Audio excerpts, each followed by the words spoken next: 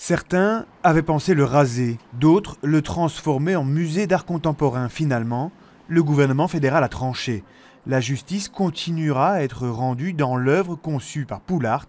Magistrats et avocats s'en félicitent. Ce plan nous satisfait, certainement, parce qu'il décide deux choses très importantes. D'abord, le gouvernement décide d'affecter le palais de justice à la justice et de l'intégrer dans un campus Poulart où tout justiciable peut trouver une réponse à ces problèmes juridiques. Et d'autre part, il revalorise aussi le bâtiment comme un monument architectural, un monument important de Bruxelles, un très beau bâtiment qui attire en fait beaucoup de touristes. Le tribunal correctionnel devrait déménager afin que la sécurité des détenus soit assurée.